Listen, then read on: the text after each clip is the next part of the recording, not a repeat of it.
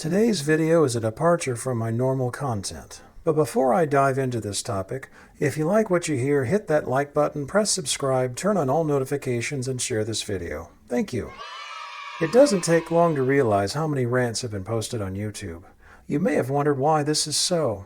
Well, there's a number of reasons for this, and one is the current state of copyright law. Take this channel, for example. Its reason to be is to introduce viewers to 20th century media they might not be aware of. Sounds straightforward, right? Yeah, I guess. Well, it would be, except for the current state of U.S. copyright law, which is driven by Disney and other media conglomerates.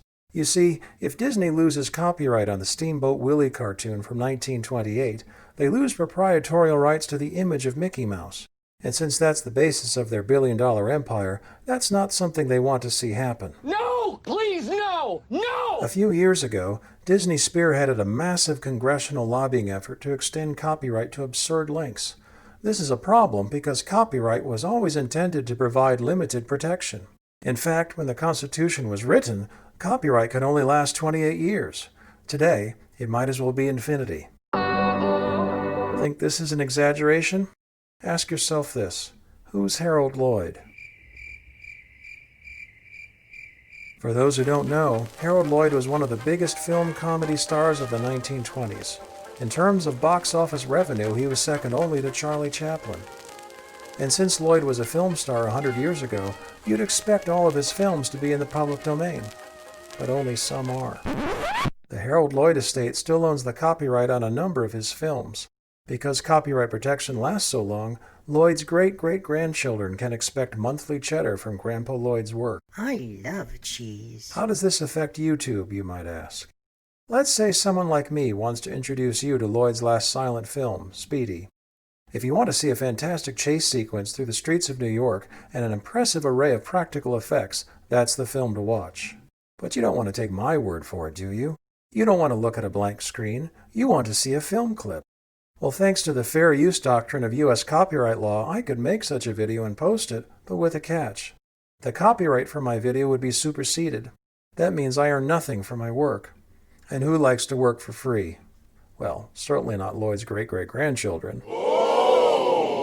But isn't this small potatoes, you might ask? One film from 1928 still in copyright? But it's not one film. Speedy is the snowflake on the tip of the iceberg. Almost every film released since 1926 is still under copyright. Think about it. Films made a few years after the end of World War I are being given the same legal protection as the last Avengers movie.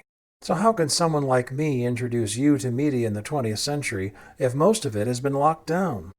Well, it's possible, as long as I treat it as a hobby and knowing that's all it'll ever be. Or I could stick to what small proportion of 20th century media rests in the public domain. I should be able to get through that in about 12 months.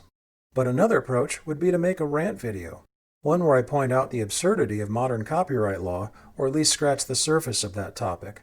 Because you see, rant videos require fewer copyrighted images. Remember, if I tell you that Speedy contains an incredible chase sequence, you'll want to see a clip. But if I tell you that copyright law is out of control, I can use public domain or Creative Commons images to get my message across. So, is YouTube to blame? Partly. The copyright problem in the U.S. has been festering since at least the 1970s. But in present day, YouTube is just one tentacle in a megacorp we know as Google, and they have more power than all the media conglomerates on Earth. If they wanted copyright reform, they could push for it and succeed. But they won't. I'll leave the reason why to your imagination.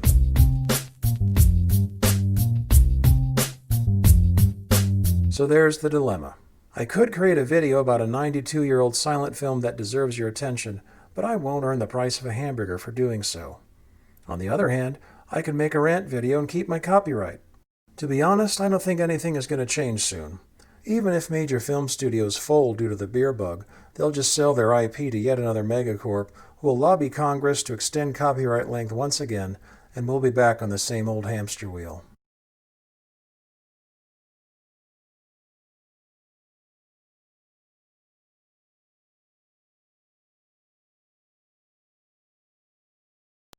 And that's YouTube's copyright imbalance. Hope you liked this video. My next video will be out on Wednesday unless it comes out sooner.